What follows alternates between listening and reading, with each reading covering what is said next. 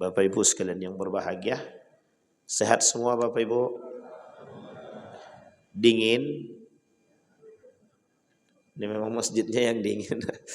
Di luar dingin, dalam dingin. Alhamdulillah masih bisa merasakan dingin. Di Mekah sekarang musim panas. Panasnya sampai 47 derajat Celcius. Kaki menginjak tanah melepuh. Nanti bulan Oktober ke atas naik musim, ganti musim. Musim dingin. Musim dinginnya sampai 9 derajat Celcius. Jadi sekali musim panas, panasnya bukan main. Sekali musim dingin, dingin banget. Di dua musim ini Bapak Ibu, orang Arab itu dulu punya kebiasaan di dua musim ini. Biasaannya adalah berdagang keluar kota. Disebutkan dalam Al-Quran itu ada bahasa rihlatas syita'i was-saif. Jadi selalu melakukan perdagangan di dalam dua musim tersebut. Panas dan dingin. Mahasiswa musim panas libur semua.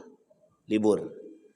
Sehingga mahasiswa-mahasiswa memanfaatkan musim libur ini untuk menjadi mutawif.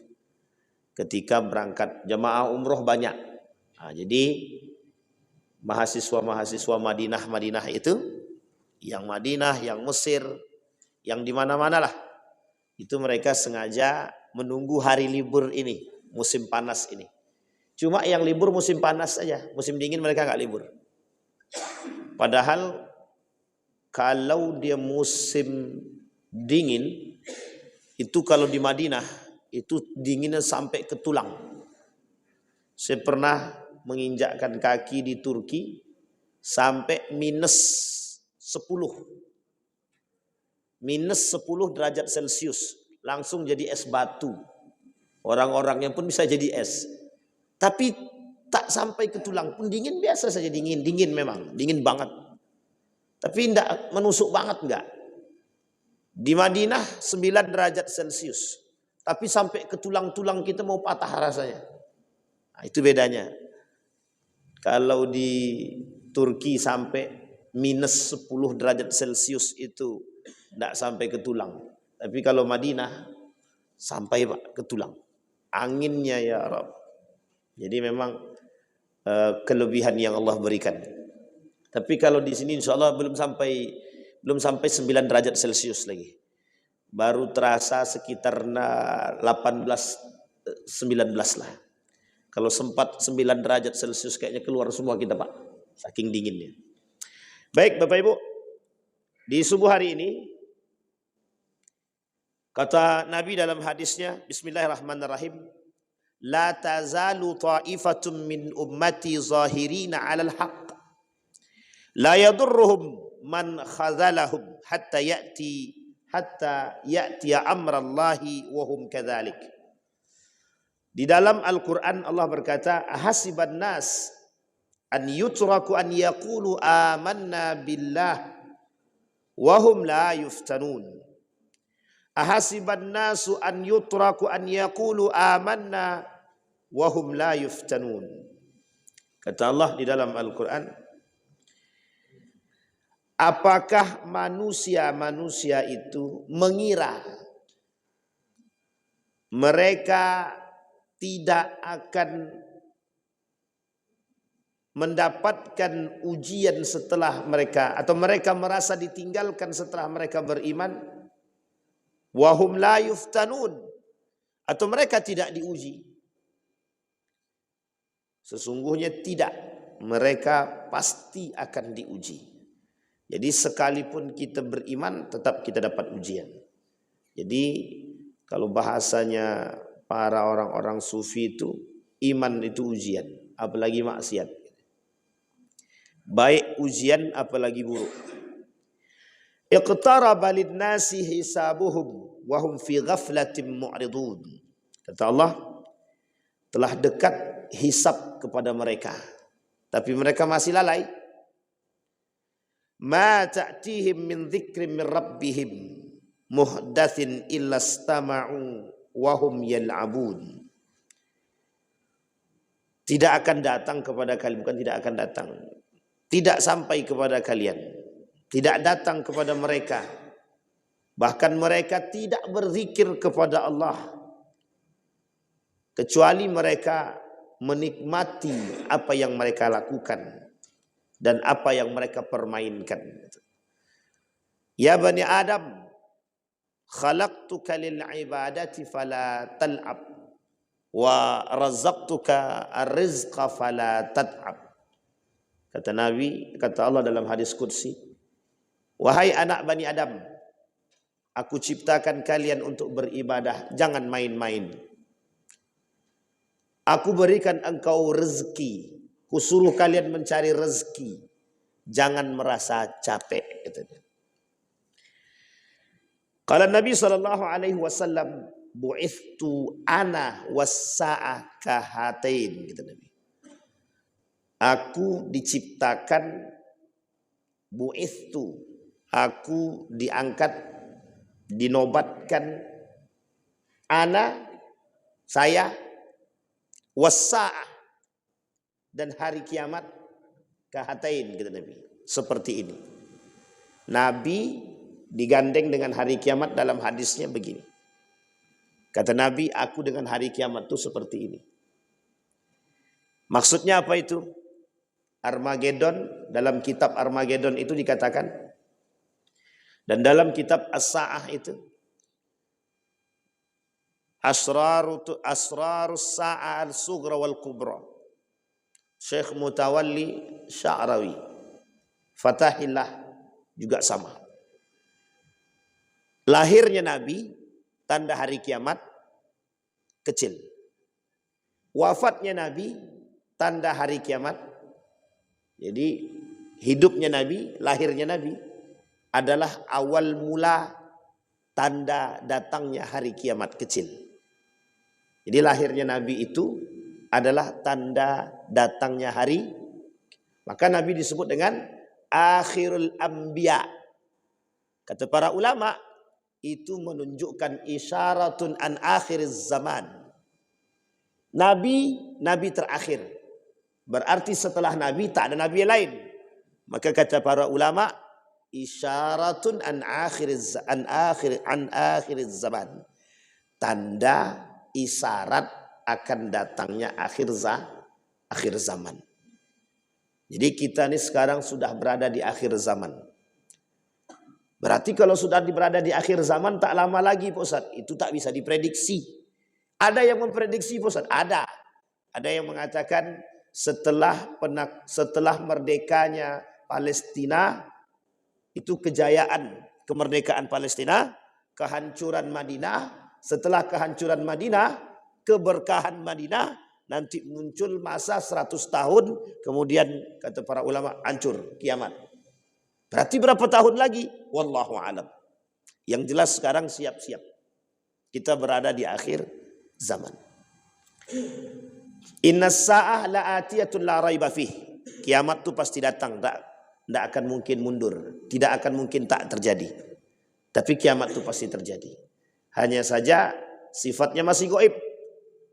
Tapi kata para ulama, dari sekian banyak tanda-tanda, maka kita tunggu. Asrarus sa'ah as-sughra, tanda-tanda kecil, sudah mulai terjadi satu demi satu. Sudah mulai nampak. Nabi wafat sudah terjadi. Nabi hidup, lahir sudah terjadi, wafat sudah terjadi. Masyarakat berpecah belah sudah terjadi. Kepemimpinan diktator sudah muncul. Kepemimpinan yang zalim sudah nampak. Zina merebak sudah terjadi. Semua yang disampaikan Nabi perlahan terbukti satu demi satu. 200 lebih hadis yang berbicara tentang hari kiamat kecil, semua hampir terjadi. Kesombongan dan keangkuhan, wanita yang berkuasa, orang kaya yang kuat, orang kaya yang sombong, penguasa yang zalim, rakyat-rakyat yang tak peduli, masyarakat yang memikirkan diri sendiri. ibadah yang dijadikan mainan, masjid dijadikan ladang pencarian, dan lain sebagainya. Itu bukti manusia-manusia munafik bertebaran, sulit membedakan mana yang baik dan mana yang buruk. Riba bercampur aduk dengan yang haram, semua sudah terjadi. Dari sekian banyak hadis, hampir bisa ditemukan tak satu pun hadis daripada tanda hari kiamat kecil yang tidak terjadi. Tersisa lagi, kata Nabi, 10 tanda kiamat besar. Kalaulah datang 10 tanda kiamat besar, maka tinggal kita menghitung hari. Apa 10 tanda kiamat besar? Dajjal muncul, Ya'jud wa Ma'jud, Imam Mahdi, Isa, api, dan lain sebagainya. Jadi Bapak Ibu, kita sedang menunggu 10 ini. Kapan munculnya Dajjal? Ketika kekacauan merajalela. Nah, sekarang sudah mulai merajalela Pak Ustaz. Mungkin bentar lagi. Na'udzubillahi tsumma na'udzubillah. Mungkin. Tapi melihat daripada tanda. Nah, apa yang harus kita lakukan? Yang harus kita lakukan kembali kepada poinnya, Pak, yang ingin kita sampaikan subuh hari ini. Menjadi manusia atau generasi yang tangguh di tengah hiruk pikuk kekacauan yang menyambut kedatangan akhir zaman. Kata Allah di dalam Al-Quran, kata Nabi di dalam hadisnya, irtahalat dunya mudbiratan wa irtahalatil akhirah muqbilatan wa likullin wahidin minhuma banun fakunu min abna'il akhirah wa la takunu min abna'id dunya fa innal yawma amalun wa la hisaba wa gadan hisabun wa la amal. Bukan kata Nabi, tapi kata Ali bin Abi Thalib. Dunia pergi, mudbiratan, bergantian. Wartahalatil akhirah, akhirat juga berjalan, muqbilatan, ke depan. Walikulli wahidin minhuma banun fakud. Setiap di antara keduanya punya masanya.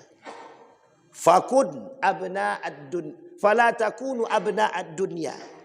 Jangan kalian menjadi budak dunia, tapi jadilah budak akhirat. Fa innal yauma, dunia hari ini, amalun wala hisab. Kalau sudah sampai pada masanya, kata Ali bin Abi Thalib, dunia yang kalian buat tak ada hisabnya. Tapi di akhirat besok tidak ada amal, semua tinggal hisab. Nah, ini kata Ali bin Abi Thalib. Maka berkata baginda Nabi Muhammad sallallahu alaihi wasallam, an Anas radhiyallahu anhu anna rajulan sa'ala Nabi sallallahu alaihi wasallam anis sa'ah. Faqala mata as-sa'ah.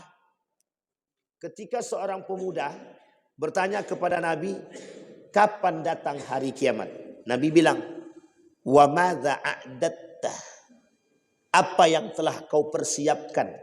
Nah, sahabat nanya sama Nabi, kapan datang hari kiamat? Nabi jawab balik, madza a'datta? Apa yang telah kau siapkan? Faqala la syai', tidak ada. Illa anni uhibbullah, kecuali aku mencintai Allah. Kemudian Nabi berkata, faqala anta ma'a man ahbabta, engkau akan bersama orang-orang yang engkau cintai. Qala Anas, farah. Anas ibn Malik, fama farihna, kami tidak akan merasa bahagia. Biqaulin Nabi sallallahu alaihi wasallam, anta ma'a man ahbabta. Anas bahagia itu karena dikatakan oleh Nabi, kalian akan bersama orang-orang yang kalian cintai. Qala Anas, fa ana uhibbullah, aku mencintai Allah. Wa Abu Bakr, wa Rasulullah, wa Umar, wa arju an akuna ma'ahum bihubbi. Aku berharap kepada Allah, kelak aku bersama orang-orang yang aku cintai.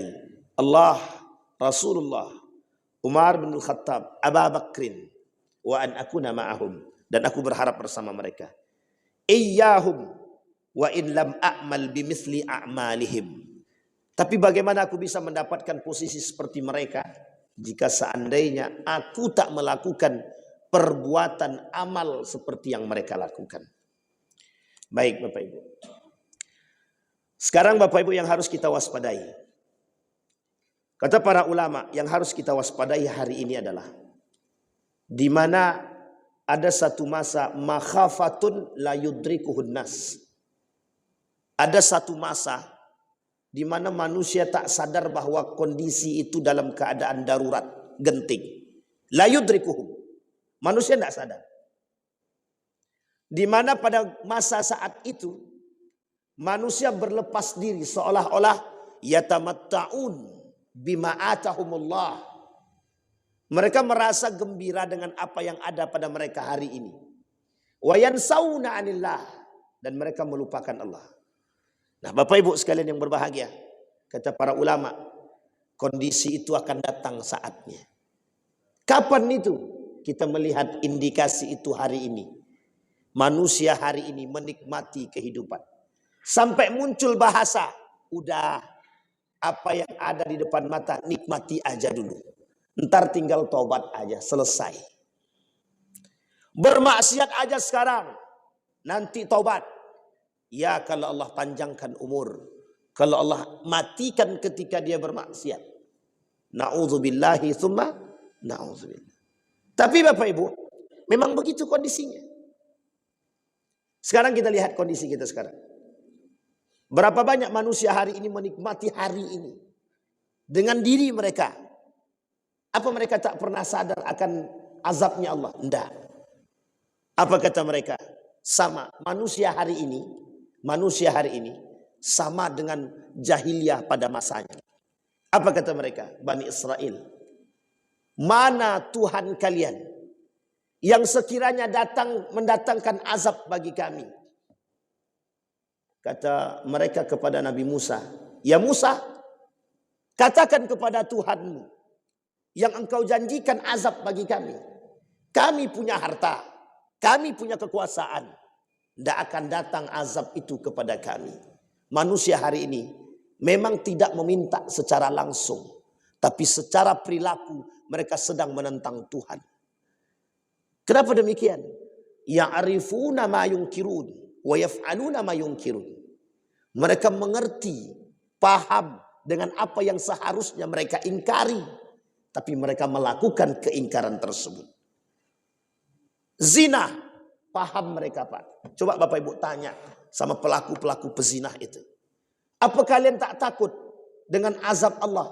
Takut, tapi mengapa kalian lakukan? Ntar tinggal taubat gitu deh. Kita pernah tanya Pak kepada salah seorang pelaku, mohon maaf. Saya tanya begini. Ente tidak takut dengan azab Allah dengan begini itu? Apa dia jawab? Wan, mumpung masih muda nikmati aja. Ntar sudah tua tinggal tobat aja. Coba bayangkan. Seolah-olah dia penentu kehidupan ini Pak. Seolah-olah dia pegang kunci. Sudah seperti pemegang kunci surga. Seolah-olah dia pasti masuk surga. Itu kalau udah begitu kita enak Pak. Kayak kelompok-kelompok yang bayar 1 juta masuk surga itu. Itu enak betul itu. Kalau ada jaminan, jangankan 1 juta, lebih dari itu pun kita bayar. Tapi Bapak Ibu, kondisi umat manusia sekarang. Apa kata mereka? Kata para ulama. Mereka ghafiluna 'anid din. Mereka lalai dengan agama. Yafrahuna bima atahumullahu minad dunya. Mereka merasa bahagia hari ini dengan kedatangan isi dunia kepada mereka. Nikmat mereka duduk di kursi. Yang kursi itu kadang melalaikan mereka dari panggilan Allah. Kata para ulama. Sehingga Bapak Ibu, kondisi itu jelas. Nah disampaikan, generasi hari ini, kalau mereka tidak mewaspadai dari gerakan-gerakan seperti ini, mereka terjerumus dalam pelaku kemaksiatan kepada Allah di akhir zaman. Nah, ini poin penting bagi kita. Maka kata Allah, kata Nabi dalam hadisnya, kana nasu yas'aluna anil khairi wa kuntu as'aluhu Ada manusia datang kepada Rasulullah bertanya tentang kebaikan. Kata Rasulullah, aku saja melakukan perbuatan tersebut. Rasulullah, datang sahabat bertanya tentang kebaikan. Apa kata Rasulullah? Aku saja melakukan kebaikan. Apa maksudnya? Maksudnya adalah Rasulullah yang sudah dijamin masuk surga masih melakukan kebaikan. Nah, sekarang pertanyaannya, apakah manusia sekarang tidak merujuk kepada itu? Tidak, Pak. Karena yang menjadi fans berat mereka bukan Rasulullah. Fans berat mereka para public figure, pelaku-pelaku maksiat. Itu yang menjadi public figure mereka. Kenapa kau korupsi? Orang atasan aku korupsi. Kenapa kau berzina? Wong kakakku berzina. Kenapa kau tak sholat? Karena bapakku tak sholat. Semua fansnya bukan lagi Allah, bukan lagi Rasulullah. Hilang fans kita, Pak. Kenapa tak Rasulullah? Kata para pembenci Rasulullah hari ini, Muhammad itu adalah tokoh fiktif di balik doktrin-doktrin Islam. Jadi Nabi ini, Nabi Muhammad kata mereka, dianggap tokoh fiktif yang tidak pernah ada di balik doktrin-doktrin Islam hari ini. Jadi ada seorang tokoh fiktif yang mendoktrin kepada kita tentang agama, pada hakikatnya tokoh itu tak ada. Coba bayangkan. Sampai mereka berani kata Muhammad itu tidak ada. Padahal begitulah zahirnya di dalam Al-Quran. Kita, orang-orang muslim dan mukmin, diajak kabur terhadap Al-Quran. Kabur di sini bukan lari. Kita mengaburkan diri kita dengan kehidupan dunia yang begitu nikmat itu dari Al-Quran itu sendiri. Sampai bisa mengatakan Nabi itu tak ada. Sampai bisa mengatakan Al-Quran itu tidak penting. Maka Bapak Ibu kalau kita bandingkan. Satu kali coba Bapak Ibu bandingkan sendiri. Nah, mana yang lebih penting? Al-Quran atau komik? Mana yang dipilih oleh generasi kita hari ini? Tunjukkan. Kau pilih mana nak? Al-Quran, HP. Tidak ada, Pak. Pilihannya sudah jelas, kemana tertujunya jelas. Cara mereka mengaburkan Al-Quran daripada generasi-generasi kita sekarang. Banyak manusia terlena sekarang. Ya, keterlenaan kita karena apa? Itu tadi poinnya. Manusia ghafiluna 'anid din. Lalai akan dunia. Kemudian kata Nabi, wa kuntu as'aluhu anis syarri makhafatan an yudrikani. Kata Nabi, dan aku bertanya kepada beliau, kepada Nabi, tentang keburukan karena khawatir akan terjerumus dalam keburukan. Kemudian Bapak Ibu sekalian yang berbahagia, apa kata Nabi? Inna baina yadayis sa'ah ka qita'il lail muzlim. Kata Nabi, aku seperti, jadi akhir zaman itu, sa'ah itu, kiamat itu, qita'an ka qita'il lail, bagian daripada bagian malam hari. Maksudnya bagaimana? Malam hari dia beriman kepada Allah, besoknya dia kafir kepada Allah. Besoknya dia beriman, malamnya kafir. Kata Nabi, manusia di akhir zaman, malam beriman, siang kafir. Kalau siang dia beriman, malamnya dia kafir. Ini kondisi, Pak. Manusia hari ini tuh seperti itu. Hampir, Pak, indikasi itu nampak dengan zahir. Di mana Ustaz bisa nampak begitu? Ada salah satu masjid di Pekanbaru nih. Di Pekanbaru. Di depannya masjid. Allahu Akbar, azan maghrib, azan isya. Di depannya kafe, kenceng banget bunyinya, Pak. Seolah-olah kata musik ini, kami menentang azan itu. Gitu. Coba bayangkan, di Pekanbaru. Kok bisa begitu, Ustaz? Ya nggak tahu. Tapi Allah tunjukkan keadaan itu di hadapan mata kita. Yang mengaku beriman, apa agamamu? Islam. Solatkah? Solat.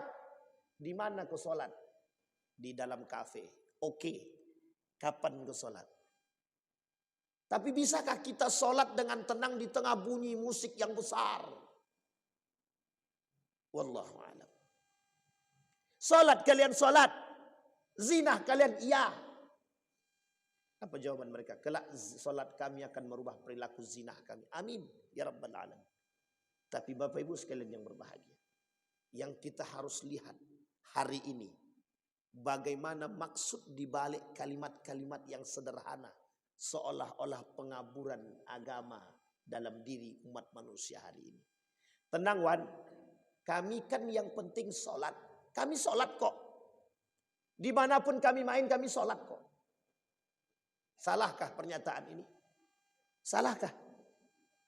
Ada salahnya pernyataan ini. Dimanapun kami main kami tetap sholat. Salahkah? Seolah-olah tidak salah. Seolah-olah tak salah. Tapi ada indikasi kesalahan yang besar. Apa indikasinya? Yang penting kami sholat.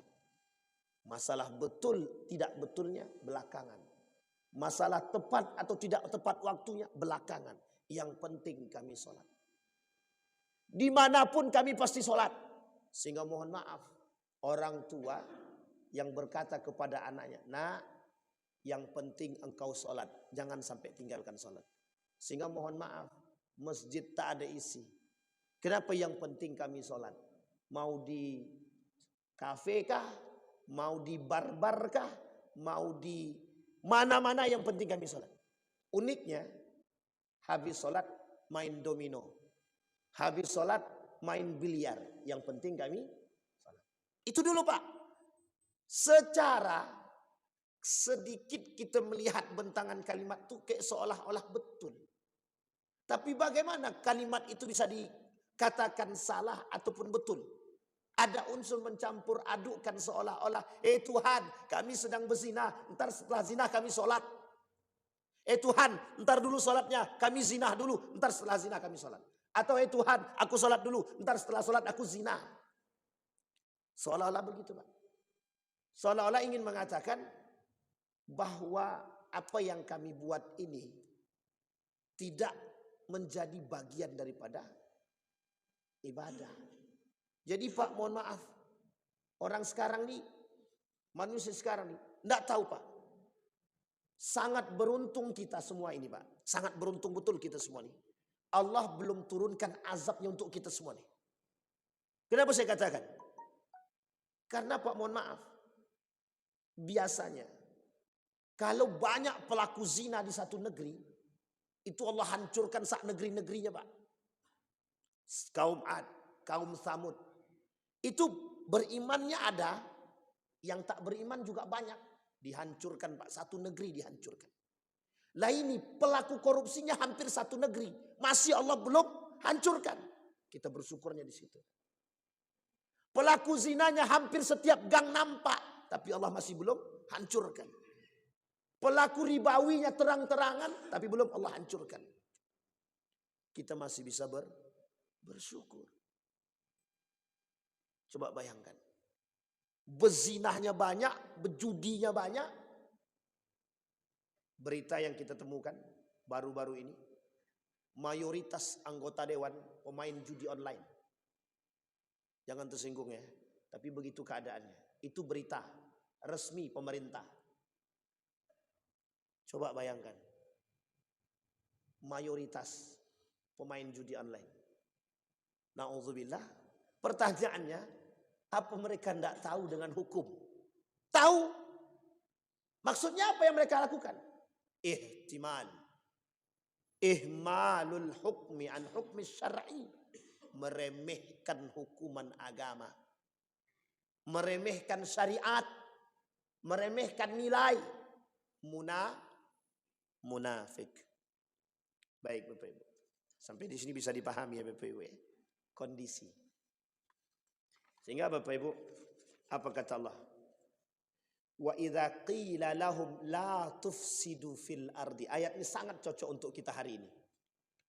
Ini padahal dulu Allah peruntukkan buat kelompok-kelompok para pelaku-pelaku kehancuran di muka bumi pada saat itu. Allah tunjukkan gambaran-gambarannya. Nah, kaum Ad, kaum Samud dan lain sebagainya. Apa kata Allah dalam Al-Quran surat Al-Baqarah ayat 11 dan 12 itu. Wa idza qila lahum la tufsidu fil ardi. Kata Allah, jangan kalian melakukan kerusakan di muka bumi ini. Apa kata mereka? Qalu innama nahnu muslihun. Sama Pak yang tadi. Manusia, kami ini sedang mencari kebaikan. Kami sedang membuat kebijakan-kebijakan yang baik untuk kalian. Pada hakikatnya sedang melakukan kehancuran untuk kepentingan. Jadi demi kepentingan mereka melakukan Jadi begini bahasanya. Kemaksiatan, kemungkaran mereka balut dengan sedikit kebaikan. Itu manusia sekarang. Sama seolah-olah kebaikan yang mereka lakukan ingin mereka jadikan sebagai bentuk pencitraan, ingin menutup keburukan dan kemungkaran yang mereka buat. Dalam Ibnu Khaldun itu, ini Ibnu Khaldun Pak ya, bukan saya. Yang bilang Ibnu Khaldun, bukan saya. Dalam kitabnya Muqaddimah, kitab paling populer pada masanya. Apa kata Ibnu Khaldun? Salah satu tanda dekatnya kehancuran satu negeri, pajak diambil besar-besaran dari rakyat. Itu tanda kehancuran. Ibnu Khaldun bukan saya, yang ngomong bukan saya, tapi Ibnu Khaldun. Boleh Bapak cek dalam kitabnya Muqaddimah. Sudah ada terjemahannya dalam bahasa Indonesia. Cari aja. Apa kata Ibnu Khaldun? Pajak diambil sebesar-besarnya dari rakyat. Kalaulah pajak yang menjadi sumber pendapatan mereka untuk memenuhi kepentingan. Tapi di sisi lain pusat mereka baik, pusat. Kebaikan yang mereka lakukan menutupi keburukan. Itu yang terjadi.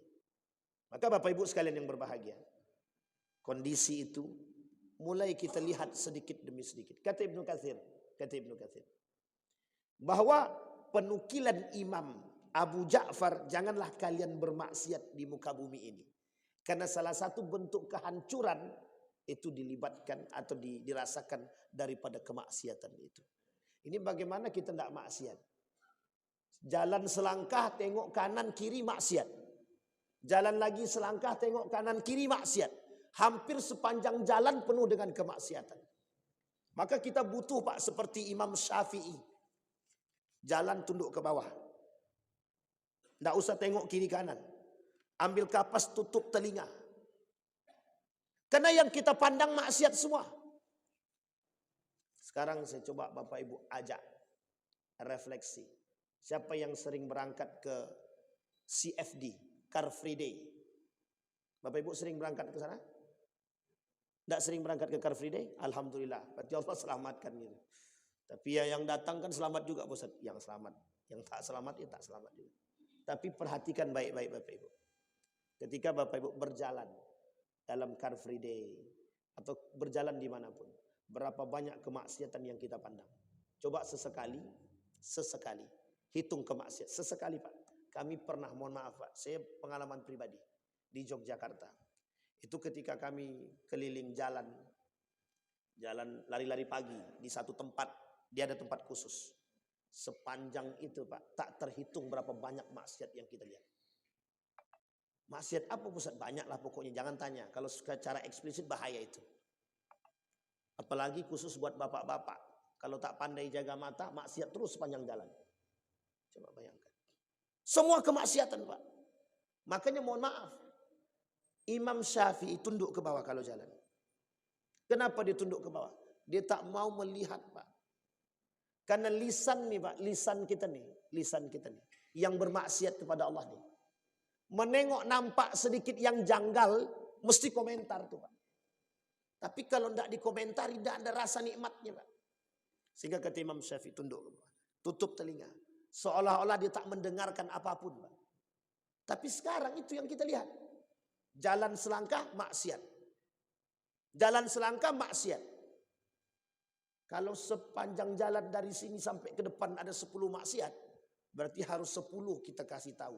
Tolong jaga, tolong jangan begini, tolong jangan begini. 10 kali Pak. Harus kita tegur, harus Pak. Lewat ke depan warung kopi sedang main domino. Lewat lagi sedang jalan samping kanan orang karaokean. Campur baur laki-laki perempuan. Jalan lagi selangkah orang sedang ngapain. Coba bayangkan. Setiap langkah yang kita langkahi sekarang penuh dengan kemaksiatan. Artinya apa? Kita mau seperti apa sekarang kalau kita tak jaga diri? Apa kata para ulama? Besar sangat rintangan yang dilakukan oleh umat akhir zaman. Tapi lihat nikmatnya balasan yang Allah berikan. Apa kata Nabi? An Sufyan bin Abdullah Al-Thaqafi. Qultu ya Rasulullah, qul li fil Islam qawlan la as'aluhu min ahadan ba'dak. Wa fi hadithin, kata Allah, kata Nabi, qul amantu billah thumma istaqim. Coba bayangkan Pak, sekarang ini istiqomah itu seberat apa sekarang? Berat atau ringan sekarang istiqomah itu? Bapak Ibu sekarang sedang rajin ibadah ke masjid. Alhamdulillah, sudah seminggu ini full sholat 5 waktu di masjid. Tiba-tiba datang kawan, ini khusus buat ibu-ibu. Datang kawan, Fulana ibn Fulana. Gimana tuh? Kau mau ngapain? Mau sholat, mau ke masjid. Sekarang di mall sedang ada diskon besar-besaran. Goyang imannya Pak. Langsung ke mall tak jadi sholat ke masjid. Coba bayangkan. Itu kecil Ustaz, sederhana Ustaz, sederhana. Setan selalu berada di tengah para pelaku-pelaku ibadah yang baik. Jadi kalau Bapak Ibu seminggu sudah aktif ke masjid, seminggu, maka setan naik tingkat. Kata setan yang tadi kroco, itu bukan giliran aku belum sanggup itu. Naik dia Pak, naik tingkat. Kalau sudah 2 minggu, setannya naik tingkat lagi. Kalau sudah 40 hari, gantian, bukan setan lagi, iblis. Iblis yang datang lagi. Kata iblis, saya setan, itu bukan bagianmu, itu sudah.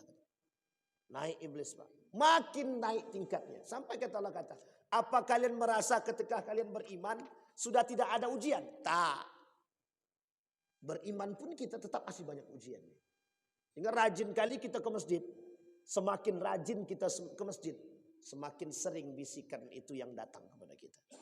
Tapi ingatlah, 40 hari orang yang rajin sholat, rutin dia 40 hari. Salat istiqamah 5 waktu di masjid khusus bagi laki-laki. Maka selama 40 hari dia akan mendapatkan, selama itu dia akan mendapatkan keberuntungan. 1, terlepas dari sifat kemunafikan. Orang yang menjaga salatnya 40 hari, selama 40 hari di masjid, kata para ulama, menghindari dari sifat kemunafikan. Yang kedua, orang tersebut punya potensi besar untuk tetap bisa istiqamah. Tapi di 40 hari ke bawah, itu rintangannya banyak sekali. Padahal sudah jalan 39 hari. Tinggal 1 hari lagi. Tiba-tiba kebablasan. Tidak sholat subuh. Bangun jam 8. Coba bayangkan. Begitulah. Semua kata setan itu sama seperti keadaan sekarang. Apapun celah yang kecil, nampak celahnya, sikat, libas. Jangankan 100.000. Nampak peluang 50.000 untuk korupsi. Begitulah bahasanya. Kata setan, nampak celah sedikit, sikat. Jangan tanggung. Jadi Bapak Ibu, setan itu tidak tanggung-tanggung. Jangan dikira kita ini selamat dari godaan setan. Orang-orang yang selamat itu ya yang beriman. Nah, apa sifat karakter generasi pilihan? Kata Nabi di akhir zaman itu, salah satu di antaranya adalah wa may yattaqillaha yaj'al lahu makhraja. Orang yang selamat itu yang bertakwa, yang takut kepada Allah. Apa kata Syekh Abdul Razak?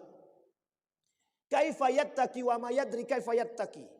Bagaimana seseorang itu takut dan bertakwa kepada Allah sementara dia tidak tahu cara bertakwa dan dia tidak tahu cara takut itu bagaimana dan apa yang harus dia takuti. Wa madza yattaqi.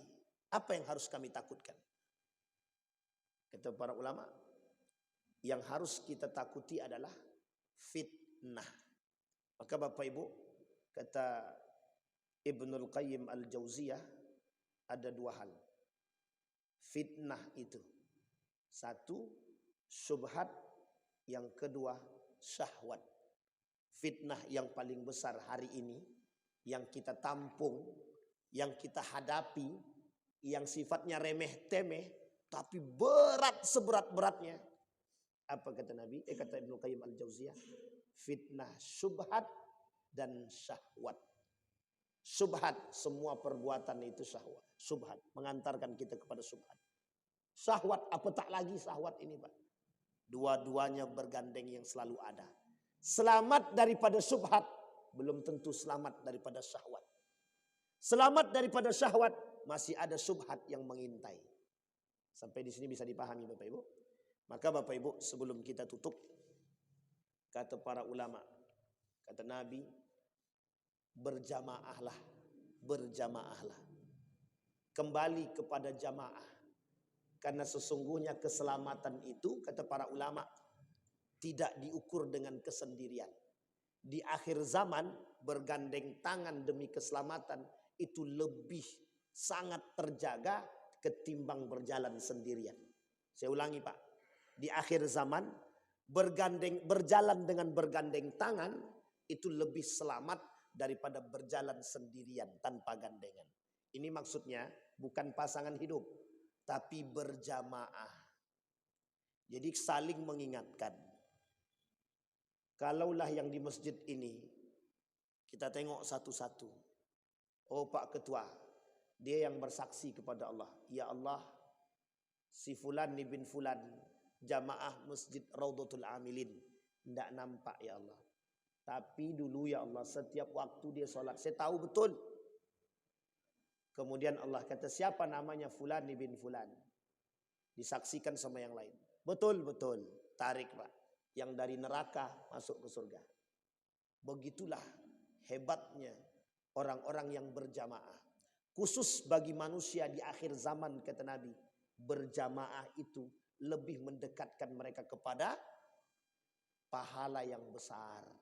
Jadi saling mengingatkan. Karena manusia akan dilenakan, akan terlena dengan keadaan sehingga mereka lalai dengan siapapun mereka. Orang kalau sudah genting, mohon maaf, orang kalau sudah genting tidak akan mikirkan orang lain. Orang kalau sudah genting dia nggak akan mikirkan. Pertanyaannya, kalau seandainya gedung ini mau roboh, ada nggak yang mikirkan orang lain? Kalau gedung ini udah mau roboh, mikir masing-masing. Tapi sebenarnya bukan begitu. Bukan begitu. Kata Allah, ketika runtuhnya akhlak dan kata Nabi, ketika runtuhnya agama, di mana sahabatmu yang selalu bersamamu? Maka kata Nabi, fal yukhallil man yukhallil. Berkawanlah dengan orang-orang yang sejalan dengan agama dan berpegang teguh pada nilai agama. Insya Allah kita semua diselamatkan oleh Allah. Amin ya rabbal alamin. Istiqamah dalam kebaikan dan ketaatan selalu menjadi bagian daripada orang-orang yang dicintai oleh Allah. Insya Allah kita berdoa kepada Allah, mudah-mudahan apa yang kita sampaikan ada manfaat, ada berkah. Insya Allah di akhir zaman ini kita termasuk orang-orang yang diselamatkan dan selamat. Insya Allah kita termasuk dari golongan-golongan yang dicintai, orang-orang yang bertakwa, orang-orang yang punya perasaan dan perhatian kepada sesama. A'udzubillahi minasyaitonirrajim. Bismillahirrahmanirrahim. Hamdas syakirin, hamdan naimin. Hamda yuwafi ni'amahu wa yukafi'u mazidah. Ya Rabbana lakal hamdu kama yanbaghi li jalali wajhikal karim wa azim sultanik. Allahumma faqqihna fid din wa 'allimna ta'wil. Allahumma ansur man nasara ad-din wa khudhul man khadhala al-muslimin. Allahumma arinal haqqa haqqa warzuqna ittiba'ah wa arinal batila batila warzuqna ijtinabah. Allahumma anfa'na bima 'allamtana warzuqna 'uluman tanfa'una fid dini wad dunya wal akhirah. Allahumma khtimna bis salihin. Allahumma khtimna bis salihin. Allahumma khtimna bis salihin. Rabbana hab lana min azwajina wa dhurriyyatina qurrata a'yun waj'alna lil muttaqina imama. Rabbana atina fid dunya hasanah wa fil akhirati hasanah wa qina adzabannar. Walhamdulillahi rabbil alamin. Assalamualaikum warahmatullahi wabarakatuh.